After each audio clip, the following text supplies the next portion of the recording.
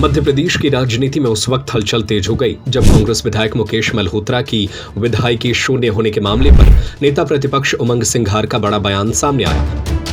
Khemchand hospital Ayushman योजना TPA insurance claim की सुविधा के साथ बेहतर स्वास्थ्य का विश्वास, अत्याधुनिक ऑपरेशन थिएटर, 24 घंटे एम्बुलेंस सेवा।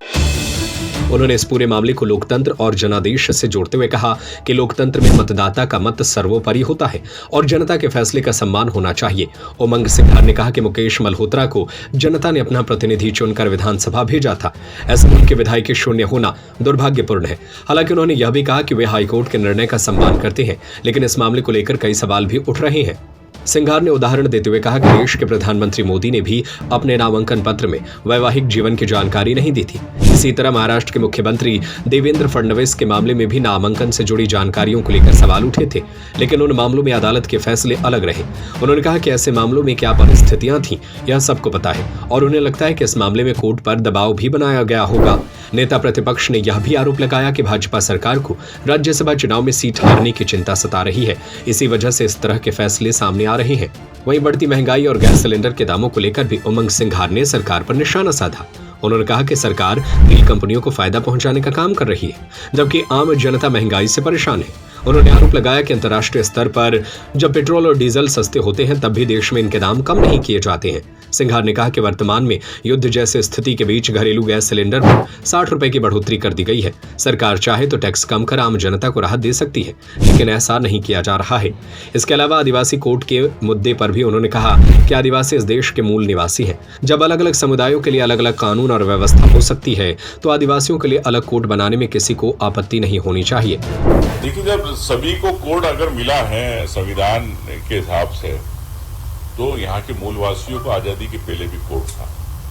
तो आदिवासी कोड को लेके अगर उनके रीति रिवाज, उनकी संस्कृति को लेके अगर मैं आदिवासी कोड की बात करता हूँ तो क्या परेशानी? क्या हिंदू को कोड नहीं है? क्या मुस्लिम को कोड नहीं है? क्या जैन को कोड नहीं? क्या सिख को कोड नहीं?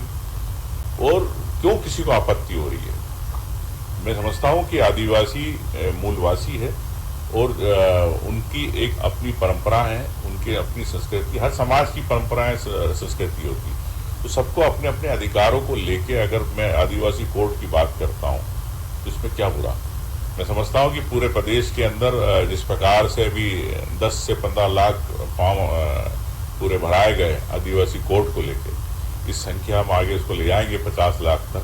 2.25 करोड़ आदिवासियों के प्रतिनिधि के रूप में ये द्रौपदी मुर्मू को विनीत रेछारिया की रिपोर्ट। सागर का सबसे विश्वसनीय एवं किफायती हॉस्पिटल खेमचंद हॉस्पिटल आयुष्मान योजना टीपीए इंश्योरेंस क्लेम की सुविधा के साथ बेहतर स्वास्थ्य का विश्वास, अत्याधुनिक ऑपरेशन थिएटर, 24 घंटे एम्बुलेंस सुविधा, मेल एवं फीमेल वार्ड, इमरजेंसी सर्विस, अत्याधुनिक सुविधाओं के साथ operation theatre, X-ray, pathology, private room, specialist doctors के साथ खेमचंद जैन हॉस्पिटल अब नए अवतार में। हमारा पता है Bada Bazar, Keshavganj ward, Sagar. Mobile number 7898922699, 8085432139।